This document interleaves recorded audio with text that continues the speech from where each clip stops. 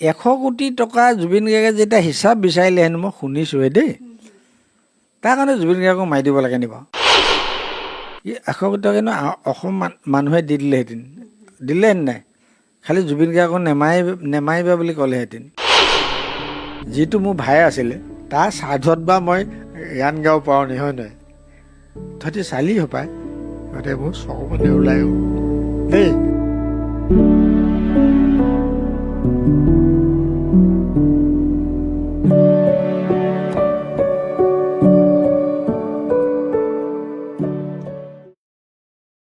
এশ কোটি টকাৰ কাৰণে সিদ্ধাৰ্থই জুবিনক কিয় মাৰিব লাগে, হয় নহয়? জুবিন আমাৰ এটা এই ভগৱানৰ ৰূপ লৈ আহিছিলে। আপুনি কোনহে খগেনকৈ বুলি ক'লে মোক? এই মহন্ত গোস্বামী আৰু শৰ্মা এইটো লবি, এই লবিটোৱে মোৰ মৰমৰ ভাইটোক ধ্বংস কৰি পেলালে। অসমৰ কণ্ঠশিল্পী, আমাৰ হৃদয়ৰ শিল্পী জুবিন গাৰ্গ, তেওঁৰ হত্যাৰ আজি দেখিবলৈ পোৱা গৈছে 20টা দিন উকলি গৈছে, কিন্তু এতিয়ালৈকে এটাৰ পিছত এটা তদন্তৰ পিছত তদন্ত হৈয়ে আছে। CID কাৰ্যালয়ত CIDয়ে জেৰা কৰি গৈছে, কিন্তু এতিয়ালৈকে যি কালপ্ৰিট সেই কালপ্ৰিটজনক উলিয়াব পৰা নাই। যিহেতু মই আজি বৰ্তমান উপস্থিত আছোঁ লোককৃষ্টিৰ সাধক খগেন গগৈ ককাইদেউৰ ঘৰত, যিহেতু তেওঁক সকলোৱে চিনি পায় আৰু জুবিন গাৰ্গৰ লগত একেলগে থকা সেইগৰাকী ব্যক্তি। আমি তেওঁৰ লগত অকণমান কথা পাতিবলৈ চেষ্টা কৰিম, তেওঁ এই সন্দৰ্ভত কি মন্তব্য আগবঢ়ায়। মই আপোনাৰ কাষলৈকে আহিছোঁ, কি ক'ব? জুবিন দাবিহীন আজি 20টা দিন উকলি গৈছে, কিন্তু এটাৰ পিছত এটা তদন্তৰ বাবে CID কাৰ্যালয়ত গৈছে, কিন্তু এতিয়ালৈকে সেই তদন্ত সম্পূৰ্ণই হোৱা নাই, কি ক'ব? তহঁতি বৰ হেৰি সাংঘাতিক কথা সুধিবলৈ আহ দেই মোক। মই CID নে মই CBI, হয় নহয়? কিন্তু মই এটা কথা জানো, জুবিন মোৰ হৃদয়ৰ ভাই আছিলে আৰু তাৰ এই কি কয় যিটো মানে বিচাৰ, সেইটো সদায় মই কৈয়ে আছোঁ, আগতেও কৈছোঁ, এইটো সুন্দৰ হ'ব লাগিব। আৰু আমিতো হেৰি নহয় নহয়, ভগৱান নহয় নহয়। মই কিছুমান এটা কথা কওঁ, জুবিন আমাৰ হৃদয়ৰ, আৰু জুবিন গাৰ্গৰ মৃত্যুটো কোনেও বিচৰা নাই, তই বিচৰা নাই, মই বিচৰা নাই। আৰু জুবিন গাৰ্গৰ মৃত্যুক লৈ নতুনকৈ যিটো মানে খেল আৰম্ভ হৈছে, মই কিন্তু বৰ দুখ পাইছোঁ যে জুবিন গাৰ্গ যদি সঁচাকৈ হেৰিয়ে আছিলে, কি কয় চৰিত্ৰহীন আছিলে, যিখিনি ছোৱালীয়ে আগতে তাৰ লগত গান গাই আছিলে আগতে কিয় নক'লে, হয় নহয়? মই এইটো বৰ দুখ পাইছোঁ দেই, মই দুখ পাইছোঁ। কিন্তু জুবিন গাৰ্গ হ'ল হৃদয়ৰ মানুহ। এই আৰু কোনোবাই যদি কয় জুবিন দা মোক আমুক দে, জুবিন দা মোক তামুক দে, হয় নহয়? সেইখিনি মই জানিছিলোঁ, কেলৈ জুবিন গাৰ্গৰ লগত মই বহুত 20 বছৰ প্ৰগ্ৰেম কৰিছিলোঁ তেতিয়া দেই। তেতিয়া কিন্তু খুব ভাল আছিল। আমাৰ পবিত্ৰ মাৰ্ঘেৰিটা আছিলে মেনেজাৰ, আৰু আমাৰ উজনি নামনি গোটেইখিনি মিলাই মানে আমাৰ বাদ্যযন্ত্ৰী আছিলে। তাত সোণোৱাল কছাৰী আছিলে, যেনে উত্তম সোণোৱালহেঁত, আমাৰ বড়ো আছিলে, আহোমো আছিলে আমাৰ দেই। মই আজি এটা খঙত এই কথাটো কৈছোঁ। তাৰ পাছত লাহে লাহে জুবিন গাৰ্গৰ বাদ্যযন্ত্ৰী বস্তুবিলাকত লাহে লাহে ঘূৰি ঘূৰি মই দেখিলোঁগৈ এই গোস্বামী, মহন্ত এইবিলাক সোমাই গ'ল। কিয় সোমালে, কেনেকৈ সোমালে মই নাজানো। আৰু মোৰ অতি মানে মোৰ দুখ লাগিছে, মোৰ হৃদয়ৰ ভাই সি। আৰু এই মহন্ত গোস্বামী আৰু শৰ্মা এইটো লবি, এই লবিটোৱে মোৰ মৰমৰ ভাইটোক ধ্বংস কৰি পেলালে দেই। ঠিক আছে, পইচা লাগে, হয় নহয়? আমাৰ যদি জুবিন গাৰ্গৰ হেৰিত কোনোবাই যি ক'লেহেঁতেন জুবিন গাৰ্গক মই 100 কোটি টকা মই খাইছোঁ, 100 কোটি টকা কিন্তু অসম মানুহে দি দিলেহেঁতেন, দিলেহেঁতেন নাই? খালি জুবিন গাৰ্গক নেমাৰিবা বুলি ক'লেহেঁতেন। গতিকে সেইটো কিয়নো 100 কোটি টকা জুবিন গাৰ্গে যেতিয়া হিচাপ বিচাৰিলে হেনো মই শুনিছোঁহে দেই, তাৰ কাৰণে জুবিন গাৰ্গক মাৰি দিব লাগে নি বাৰু? আৰু জুবিনৰ পৰা মোৰ হৃদয়ৰ ভাই জুবিন, আমি ঢেৰ পাবলগীয়া আছিলে নাই? আৰু জুবিনক সিহঁতি পইচাৰ লগত কিয় ৰিজালে, মই বৰ দুখ পাইছোঁ। তথাপি কিন্তু জুবিনদাৰ একাউণ্টত এতিয়া মাত্ৰ যিখিনি টকা আছে সেইখিনি টকা ইমান বছৰে ইনকাম কৰিলে নেকি সেয়াও এটা প্ৰশ্ন উত্থাপিত হৈছে তহঁতি সুধিছ কাৰণে কৈছোঁ দেই লহেঁত মই এদিন তাক মাতি আনি কৈছিলোঁ আৰু তহঁতি এটা চাবি এই গৰিমাই এটা মোক সাক্ষাৎকাৰ লৈছিলে মই তেতিয়া কৈছিলোঁ ঐ গৰিমা তই জুবিনক কবি দেই জুবিন এতিয়া সৰু ল'ৰা হৈ থকা নাই সি মানে হেৰি হৈছে ডেকা হৈছে আৰু সি আগৰ হেৰি সৰু ল'ৰা নহয় কিছু কথা তাক চাবলৈ দিবি মই এনেকৈ গৰিমাক কৈছিলোঁ দেই এতিয়া গৰিমা মোক এটা কৈছিলে হয় না মই ক'লে নুশুনে আপুনি ক'ব সেই ক'বলৈ মই সময় নাপালোঁ বাৰু কিন্তু এটা কথা জুবিন আচলতে গম পাইছ নাই এই যে যেনেকৈ এতিয়া সত্য যুগে ধ্যানত এটা যুগে যজ্ঞ হয় নাই দাপৰ যুগত ক'লে এই জুবিন এটা যেন নাই জুবিন আমাৰ এটা এই ভগৱানৰ ৰূপ লৈ আহিছিলে আৰু যি কাৰণে আজি জুবিন মৰা দিনাখন হয় নহয় কোন হিন্দু কোন মুছলিম হয় নহয় আৰু যিটো বস্তু মই এদিন এটা কথাই কৈছিলোঁ সেইদিনা জুবিনে মোক সাৱটি ধৰিছিলে মানে এদিন গৰিমাই মই বোৱাৰী বুলি কওঁ জানই তহঁতি গৰিমাই সাক্ষাৎ লওঁতে মই কৈছিলোঁ যে বিহু আমাৰ এনেকুৱা এটা বস্তু বিহুটোত জাত কুল নাই বিহু নচা ছোৱালীজনী বিহু নাচনী আৰু ঢোল বজোৱা ল'ৰাটো ঢুলীয়া সি হিন্দু নে মুছলিম হেৰি নাই দেই গতিকে জুবিন মই কৈছিলোঁ এই আমাৰ এই পোৱালিটোৱে মই আকৌ আজিলৈকে সি 52 বছৰ হ'লেও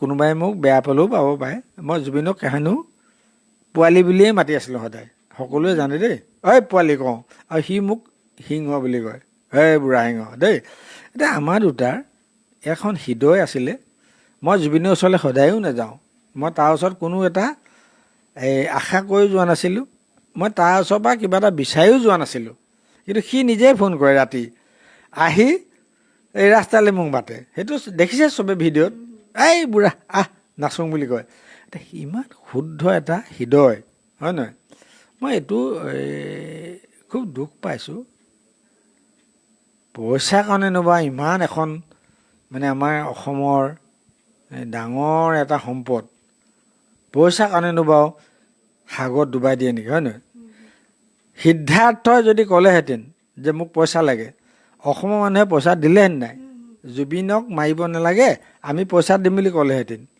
এতিয়া সিদ্ধাৰ্থই এতিয়া শুনিছোঁ আৰু দেই 100 কোটি টকাৰ কাৰণে মাৰিলে বুলি চবে কৈ আছে দেই কৈ আছে কাৰণে কৈছোঁ মই 100 কোটি টকা অসম মানুহে তাক দিলেহেঁতেন আমাক জুবিন গাৰ্গক লাগিছিলে হয় নহয় 100 কোটি টকাৰ কাৰণে সিদ্ধাৰ্থই জুবিনক কিয় মাৰিব লাগে হয় নহয় 100 কোটি যদি ক'লেহেঁতেন মই জুবিন গাৰ্গক নেমাৰোঁ অসমৰ মানুহে 100 কোটি মোক দিয়ক হয় নহয় এই কথাবিলাকত মই মৰ্মাহত কেলৈ জানে তুমি পইচা দিব পাৰা সেইহেন মহান এজন আমাৰ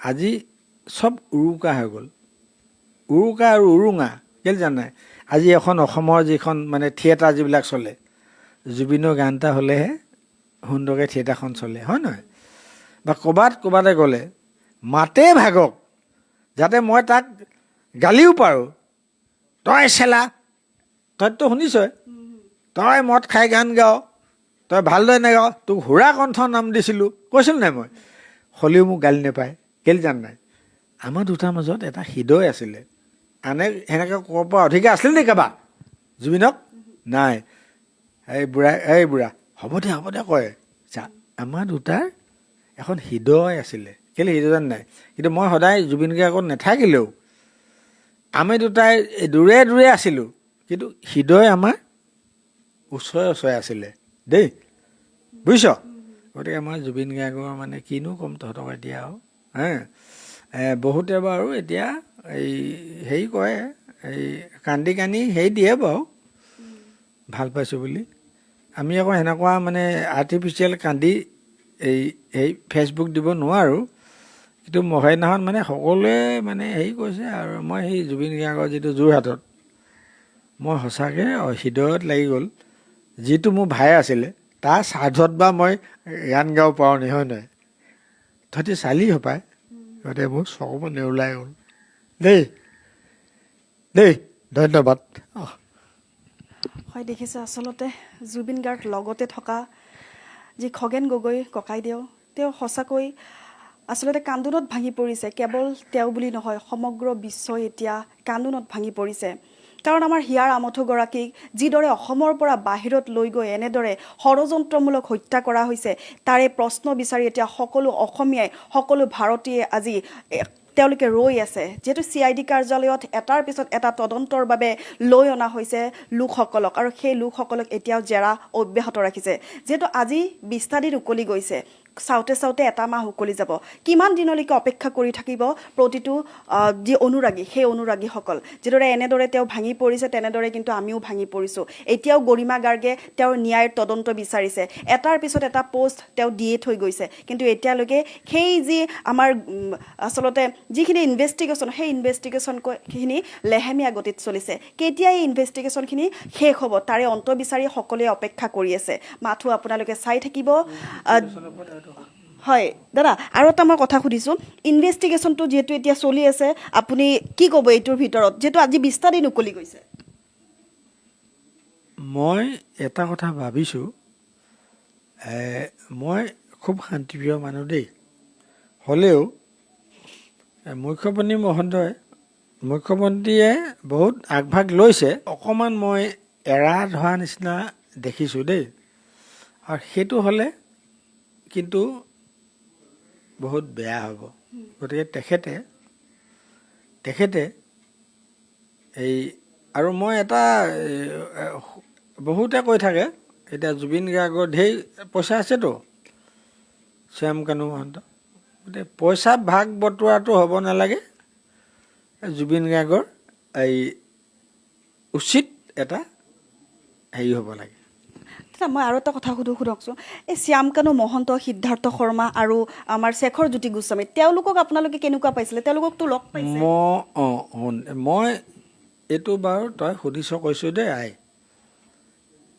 মই এই 2011 চনত যেতিয়া মই কক ষ্টুডিঅ'ত গান গাইছিলোঁ দেই, টিপটপ দেখিলে, তেতিয়া সিদ্ধাৰ্থই কি কয়, শ্যাম কানু মোক এদিন গ'ল খগেন দা, আপুনিতো একেবাৰে বম্বেত আৰু একেবাৰে ধুনীয়া গান গাই আহিলে, মোৰ হেৰিলৈ যাব, আমি ৰঙালী বুলি এটা উৎসৱ পাতোঁ।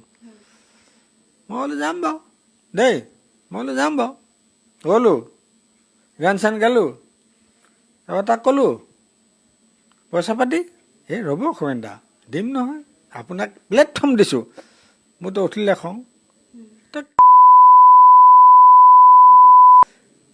খগেন কুকে প্লেটফৰ্ম দিব আহিছ, তই মাতিছ কাৰণে আহিছোঁ, এনে ক'ল দেই, একদম সঁচা কথা কৈছোঁ এইটো।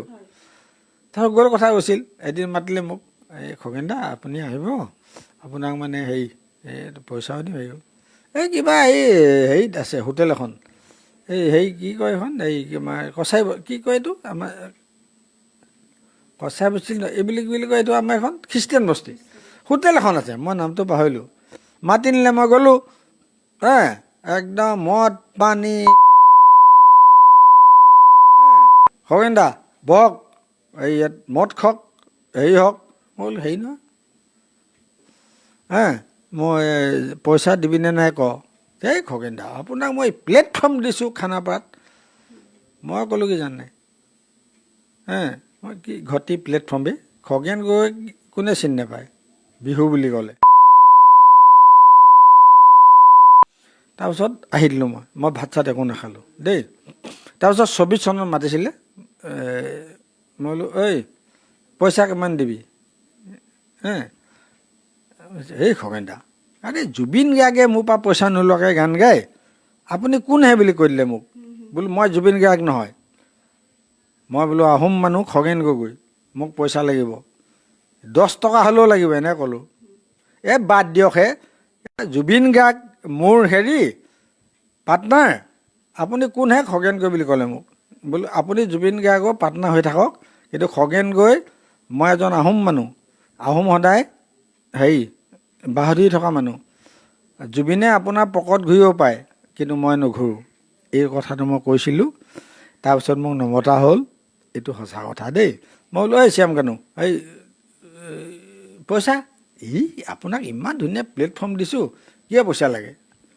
সি তাৰ পকৰত এইটো সেইদিনাখনে বুজি পাই মই কিন্তু নোযোৱা হ'লোঁ।